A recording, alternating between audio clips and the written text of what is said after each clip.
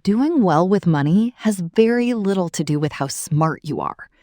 Morgan Housel says it has everything to do with how you behave.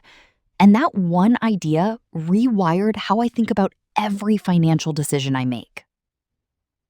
Housel opens with a story about a janitor named Ronald Reed. No finance degree, no high income. He worked, saved quietly, invested in stable stocks for decades, and died with an $8 million portfolio. Meanwhile, a Merrill Lynch executive with every financial advantage went bankrupt. Same country, same era, wildly different outcomes. The difference wasn't intelligence, it was behavior.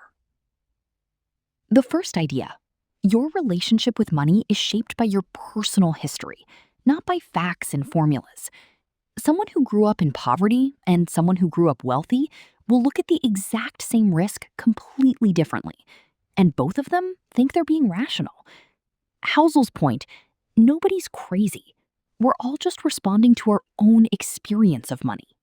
Doing well with money has very little to do with how smart you are.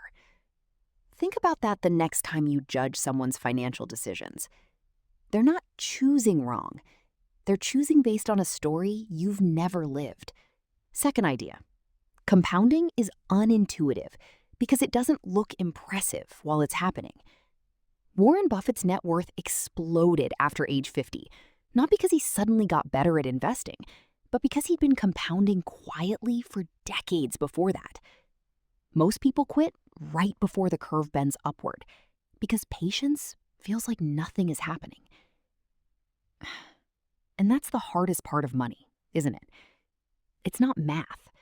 It's emotional endurance. Watching your investments do nothing for years while everyone around you seems to be winning faster. Housel's message here is almost comforting. Staying wealthy takes a completely different skill than getting wealthy.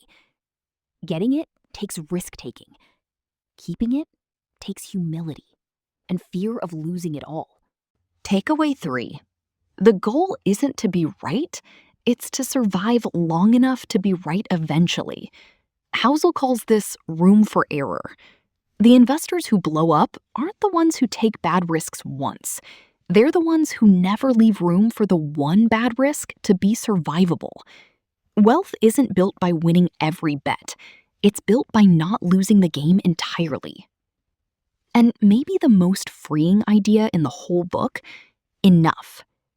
Housel says the hardest financial skill is knowing when you have enough, because the goalpost of more never stops moving on its own. People with enormous wealth still risk it all chasing more and lose everything. Knowing you're enough is what protects you from your own ambition. Here's something to try. Write down one number, your personal definition of enough. Not what society says, what you actually need to feel secure. Revisit it in 6 months and see if it changed. This book completely reframed how I think about risk and patience. Full breakdown is linked in my bio. And if you want part 2 of this series, follow now. Next up is Atomic Habits and how tiny decisions compound, just like money does.